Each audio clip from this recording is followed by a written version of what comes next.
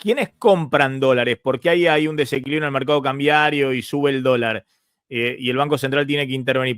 Pues siempre hablamos con vos y demás que los brasileños no están pensando en el dólar, no es que los brasileños, la clase media, los ahorristas, los pequeños inversores no están pensando en voy y me compro dólar en la casa de cambio y me lo guardo en el colchón o en una cuenta en dólares. Eso no es lo que mueve el dólar en Brasil. ¿Qué es lo que está moviendo el dólar en Brasil? Antes de comenzar, una sugerencia. Suscríbete ahora Play en el botón de suscripción o en el link debajo del video. Ahora sí, comencemos. No, lo que pasa es que los agentes toman decisiones de cartera, ¿no? Entonces, vos tenés una riqueza financiera en recursos locales enormes. Aquí no hay CETO, no hay nada por el estilo, ¿no? Entonces, en líneas generales, las personas, digamos, de clase media, no los supermillonarios, que esos obviamente tienen decisiones de cartera con una aplicación, parte de ellos en el exterior. Pero típicamente las personas como nosotros, aquí en Brasil, ahorran en la moneda local, ¿no? Ahora, si vos empezás a tener miedo de que esto al final se va al cuerno, entonces vos decís, bueno, eventualmente, en lugar de vender todo en la moneda local, entonces, por ejemplo, anticipo compra de dólares para ir al exterior, ese tipo de cosas, ¿no? Entonces, no es una situación como la que ustedes estuvieron en el pasado acostumbrados a la Argentina, que el dólar se desbarranca 30% en un mes. No, estamos hablando, para que tengan una idea, al comienzo del año el dólar estaba a 4,84, ahora llegó a cerca de 6, etcétera. Son movimientos relativamente modestos con respecto a situaciones de hiperinflación, pero que generan un ruido. Y principalmente el problema que traen es el aumento de los tipos de interés del mercado asociados a los títulos públicos. El Tesoro brasileño hace subastas de títulos públicos, o sea que básicamente aquí nosotros nos financiamos internamente, no en dólares, el grueso de la deuda brasileña, y hay un mercado secundario muy robusto y con mucha credibilidad asociada a eso. Entonces, y con emisiones que, inclusive, para títulos, no para títulos prefijados, pero para títulos indexados a la inflación, son del orden de 30 años, ¿no? Entonces, para que tengas una idea, en 2004, vamos a empezar a contar esa historia 20 años atrás. Entonces, esa tasa de interés real de los títulos larguísimos de largo plazo estaba en 9%. En función, 9% real, en función de un conjunto de reformas que el país hizo a lo largo del tiempo y también de la caída de las tasas de interés en los mercados internacionales, eso en febrero del 2019, que es un marco, ¿no? Obviamente antes de la pandemia, había llegado a 3,5 en términos reales. Ahí vino la pandemia con todas las repercusiones mundiales, etcétera, todo el zafarrancho fiscal, eso se fue para arriba y después cuando Paulo Guedes, el gobierno Bolsonaro, consiguió controlar, volvió a bajar, pero ahora está volviendo a presionar, está en más de 6,5%, y la tasa de corto plazo, que vos sabés muy bien que aquí Brasil orbita en funciones de las decisiones del COPOM, que es el Comité de Política Monetaria, así como el Comité del FED, que se reúne cada 45 días, ¿no? Y cuando hace un año atrás todos nosotros veíamos el futuro, ¿qué veíamos? Una tasa de interés, ahí estoy hablando de tasa de interés nominal, de 10,5%, que era muy alta para un país que tiene una meta de inflación de 3%, está bien, era difícil cumplir, la tasa de inflación podía ser de 4%, entonces tenemos una tasa de mercado de 10,5% que arroja una tasa real de interés de 6% para cortísimo plazo, una cosa enorme, ¿no? Entonces, sí, cuando uno veía en una economía normal pensar a eso hacia el futuro, dirían, bueno, las tasas de interés van a caer, van a llegar a 10, después a 9, después que pueden caer. Y ahora lo que está ocurriendo es exactamente lo opuesto. La tasa de interés está aumentando mucho.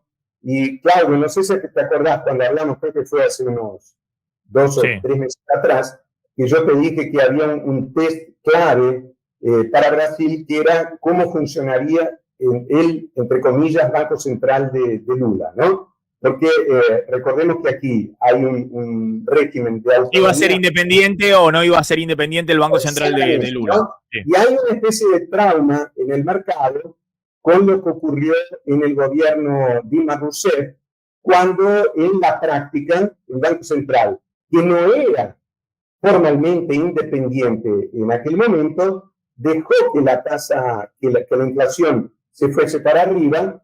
En el 2015 tuvimos una inflación de más de 10%, totalmente local, no hubo una inflación como después de la guerra de Ucrania, ¿no? Por razones intrínsecamente nuestras, en un marco de una política monetaria claramente laxa, resultante, es la lectura de todos, fue la lectura en aquel momento, de que el presidente del Banco Central sabía que si no reducía las tasas de interés, la presidenta de la República lo iba a echar, ¿no? Entonces, en función de esa especie de trauma y en función de las declaraciones muy subidas de tono del presidente Lula contra el actual presidente del Banco Central, heredado del gobierno Bolsonaro en un contexto de autonomía del Banco Central, el presidente Lula varias veces acusó al presidente del Banco Central actual de ser contra el país, de ser contra el crecimiento de la economía, etcétera, ¿no? Entonces el mercado, durante todo este tiempo, se preguntaba, ¿cómo va a funcionar el Banco Central el verdadero Banco Central de Lula? Bueno, ahora tuvimos un primer punto aclaratorio con aquello que, si no me falla la memoria, Claudio, yo te había vaticinado en aquel momento, que era casi número puesto, que el presidente del Banco Central sería Gabriel Galípolo, que es una persona muy cercana al presidente de la República y que se venía y se sigue desempeñando como director de política monetaria de la actual gestión. Recordemos que nosotros tenemos mandatos intercalados, de tal forma que es un elenco de aproximadamente 10 personas, ¿no? De las cuales 2 o 3 van rotando cada año. Bien. ¿No? Fabio, déjame que intercalar, a ver que pregunten Claudio o Martín alguna pregunta. A ver, vamos. Fabio, digamos, cuando nosotros estamos viendo que hoy mismo el dólar está en 6 reales, sabemos que el Banco Central de Brasil tiene munición, digamos, para tirarle, pero al mismo tiempo, en lo que va del año, el dólar allí aumentó 24% con una inflación acumulada de 3,9 entre enero y octubre. La pregunta es, ¿vos ves a Lula que se queda cómodo en estos 6 reales por dólar o te imaginás que por presión del mercado, por lo que fuera, todavía se puede ir más arriba? Mirá, es imposible entender lo que está ocurriendo con el dólar sin entender lo que está ocurriendo con la política. ¿Qué es lo que pasó hoy? El dólar ayer cerró a 6. Cuando él abrió, se disparó, llegó a más de 6.10 y ahora está un poquito abajo de 6. ¿Qué es lo que ocurrió durante el día? Yo no tengo la menor duda de que gente de la City local, así como tienen personas influyentes en la City de Buenos Aires, hay personas muy influyentes políticamente en la City de San Pablo, llamaron a la alta jerarquía del Congreso para decir, ayuden a poner un poco, a bajar la temperatura. Y tanto el presidente de la Cámara de Diputados como el presidente del Senado hoy hicieron declaraciones a la mañana vía Twitter diciendo que el Congreso va a aprobar lo que sea necesario con urgencia. Y el dólar después se desinfló, claro, se desinfló en un nivel muy alto, ¿no? Pero había llegado a poco más de 6.10 y cayó a un poco menos de 6. Todo el problema de esta semana ocurrió por responsabilidad del presidente en función de un punto específico. Te explico. El tema del mínimo no imponible es un issue en Brasil, así como lo fue en la Argentina, ¿no? Acordate lo que pasó con aquel proyecto de Massa, que fue votado inclusive por el entonces diputado Milei y que después fue parcialmente cambiado ya por el actual gobierno. Entonces, se presta mucho a la demagogia, ¿no? Entonces, para que tengan una idea, hasta 2.000 reales aproximadamente no se pagan impuestos. De 2.000 a un poquito más se paga 7,5%, obviamente sobre la diferencia con respecto a 2.000, etcétera, etcétera. Y por cuestiones electorales, desde la campaña electoral, solo que nadie le creía, el presidente Lula viene diciendo, voy a llevar el mínimo no imponible a 5.000 reales. Una locura completa desde el punto de vista fiscal y de la estabilidad económica. No tiene ningún sentido. Brasil tendría uno de los niveles de mínimo no imponible con respecto a la renta per cápita más altos del mundo. Entonces, esto simplemente, el propio Bolsonaro también, que era un populista, quería hacerlo, etcétera, y Pablo Guedes lo convencía a no ir adelante. De la misma forma que Lula presionaba a Fernando Haddad, y Fernando Haddad le decía, bueno, vamos a ver en el futuro, etc. ¿Qué es lo que estaba ocurriendo? El mercado venía discutiendo, el gobierno venía discutiendo hace 4 semanas un conjunto de medidas para reducir el crecimiento de los gastos obligatorios en los próximos años y, consecuentemente, viabilizar, darle consistencia a este freno fiscal como para poder llegar al 2026 con la economía ordenada, sin un nivel de gasto absurdamente bajo en los gastos discrecionales y punto.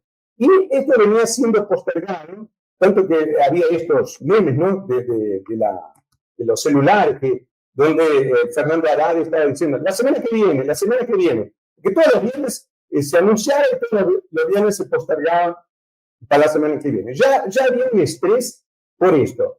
Y el jueves, cerca de mediodía, empezó a circular la noticia de que por presión del presidente de la República iba a entrar también en este paquete de medidas el aumento del mínimo no imponible para 5.000 reales. Entonces, el mercado colapsó, porque lo que iba a ser una medida de ajuste fiscal se transformó en una medida de desajuste fiscal, ¿no? Entonces, eso generó una tarde del jueves absolutamente infernal y la obligación de que antes de la apertura de los mercados, ayer el ministro Fernando Haddad convocase una entrevista a las 8 de la mañana donde explicaba eso, diciendo que el tema del mínimo no imponible iba a ser discutido el año que viene para empezar a tener vigencia en el 2026. Lo cual refleja el grado de disparate de la situación. Porque si vos tenés que concentrarte en aumentar lo que es fundamental ahora, ¿por qué vas a traer un tema controverso para discutir ahora que recién va a ponerse en práctica en el 2026? No tiene sentido. Está claro, eso está, y está muy buena tu explicación, pero la pregunta es, ¿Lula va a dejar que el dólar se quede en este nivel para evitar el problema de una mayor inflación? ¿Lo ves cómodo que se quede acá? Digo, como señal nosotros acá. Puede haber un dólar a 7 reales en algún momento en Brasil. Ahí yo te voy a dar una impresión que es subjetiva, es personal, compartida por una gran parte de los analistas, que remarcan una enorme diferencia entre el Lula actual y el Lula de 2003.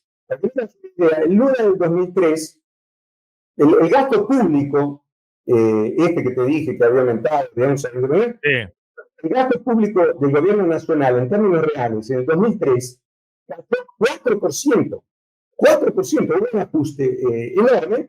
Entonces el mercado se dio cuenta de que todo aquello que Lula venía diciendo durante la campaña del 2002 contra Fernando Henrique Cardoso, etcétera, era por la galería, y que en la práctica la política económica se iba a mantener. Eso genera una euforia de los mercados en aquel entonces, 21 años atrás.